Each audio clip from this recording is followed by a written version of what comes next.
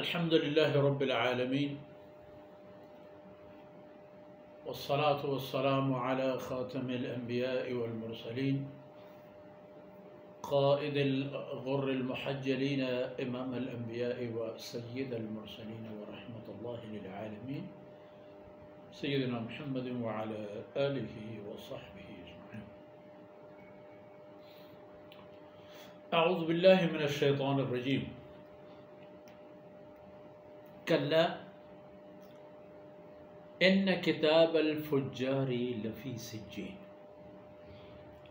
وما أدراك ما سجين كتاب مرقوم ويل يومئذ للمكذبين الذين يكذبون بيوم الدين وما يكذب به إلا كل معتد أثيم إذا تتلى عليه آياتنا قال أساطير الأولين.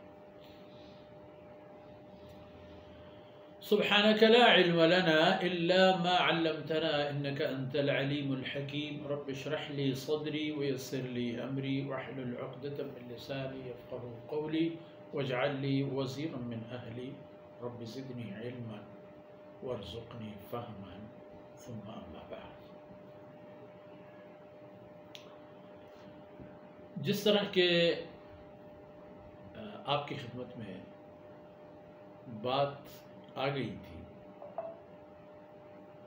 کہ مطففین سے پہلی صورتوں میں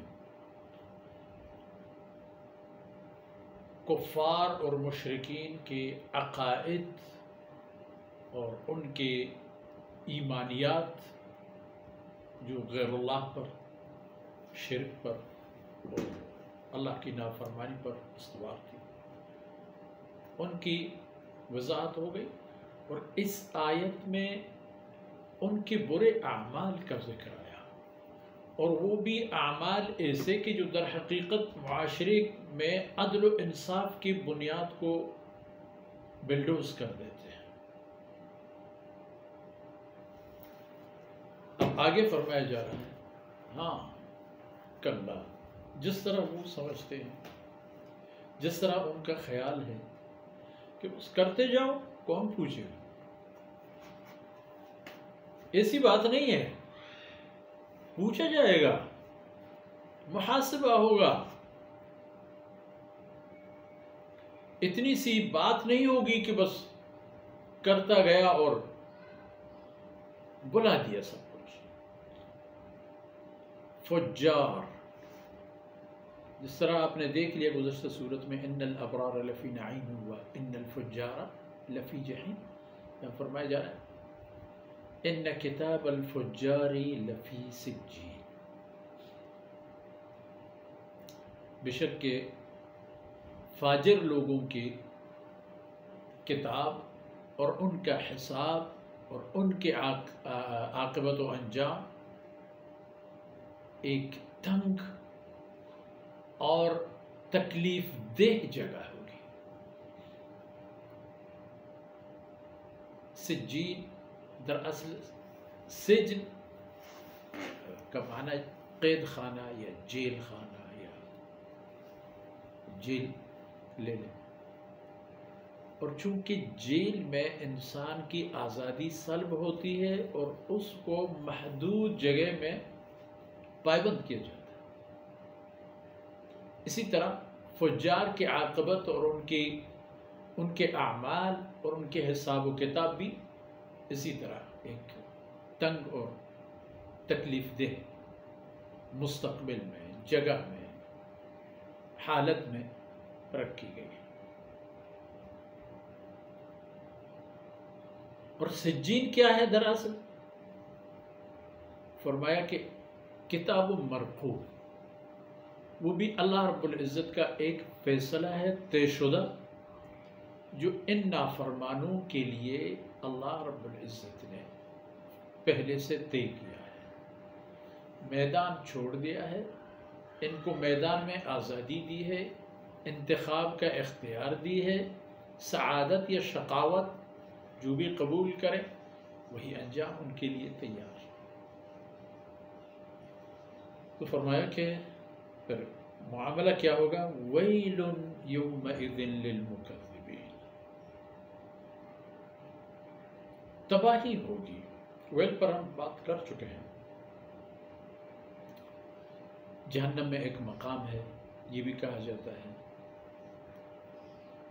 تباہی، ایسی تباہی کہ جس کا کوئی مداوا نہ ہو، یہ بھی عرض کیا گیا ہے۔ بالآخر تباہی ہے، خسارہ ہی خسارہ ہے للمکذبین، ان لوگوں کے لیے جو قیامت اور قیامت سے متعلق اللہ رب العزت کی فرمودات اور جناب رسول اللہ صلی اللہ علیہ وسلم کے ارشادات کو جھٹلاتے ہیں۔ ایک مثال سمجھ لیجیے، ایک آدمی بے خبر بیٹھا ہو،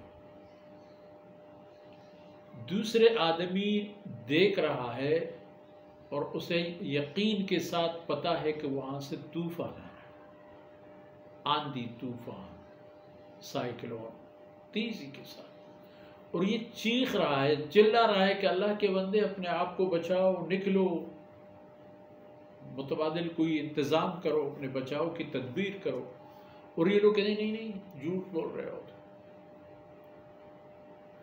جھوٹ بول رہے ہو، اور بجائے اس کی کہ اس کی بات مانی جائے، اس کی بات کو بھی ٹکراتے اور جھٹلاتے ہیں، اور بے خبری کے ساتھ ہاتھ پہ ہاتھ رکھ کے تاش کھیلتے ہیں یا سو جاتے ہیں یا کوئی اور لہویات میں لگے رہتے ہیں۔ تو یہ جو آندھی آئے ان کو اڑا کے لے جائے، یہ ہے خسارہ، یہ ہے تباہی۔ قیامت کی بھی اسی طرح ان کو بتا دیا گیا ہے۔ انبیاء علیہ السلام کے لسان اور زبانی ہر ایک رسول نے اپنی امت کو آخرت سے متعلق برحذر کیا ہے، خبردار کیا ہے۔ ایسی بات نہیں ہے کہ آخرت سے متعلق وارننگ صرف جناب محمد رسول اللہ صلی اللہ علیہ وسلم نے دے دی ہو، ایک قدر مشترک ہے تمام انبیاء علیہ السلام میں، مگر جناب رسول اللہ صلی اللہ علیہ وسلم چونکہ اللہ رب العزت کے آخری رسول ہیں اور آپ کی رسالت رہتی دنیا تک کے لیے ہے، اس لیے آپ کی باتوں کی اہمیت اور وزن کچھ زیادہ ہے۔ وَيْلٌ يَوْمَئِذٍ لِّلْمُكَذِّبِينَ، تو اس دن تباہی ہوگی ان لوگوں کے لیے جنہوں نے قیامت سے متعلق اللہ کی باتوں کو جھوٹ قرار دی، رسول اللہ صلی اللہ علیہ وسلم کی فرمودات کو خیال میں نہیں لایا، اور مکذبین الذین یکذبون بیوم الدین، جنہوں نے قیامت کو ایک جھوٹ قرار دیا۔ اب ظاہر ہے کہ ایک آدمی، جس طرح میں نے طوفان سے متعلق عرض کیا کہ اس کو جھٹلا رہے تھے، اس لیے انہوں نے تیاری بھی نہیں کی، بچاؤ کی کوئی تدبیر بھی نہیں سوچی۔ تو جو آدمی یہ سمجھتا ہے کہ قیامت آتا ہی نہیں، یہ ساری باتیں افواہ ہیں، یہ ساری باتیں حاکموں اور عالموں اور پتہ نہیں دانشوروں اور اسکالروں کی ایجاد ہے تاکہ لوگوں کو سلائیں، جب وہ یہ سمجھتا ہے تو اس کے لیے تیاری نہیں کرتا، حلال و حرام کی تمیز نہیں کرتا، حق و باطل کا پرواہ نہیں کرتا، نتیجہ یہ ہوتا ہے کہ قیامت کے دن خسارہ ہی خسارہ۔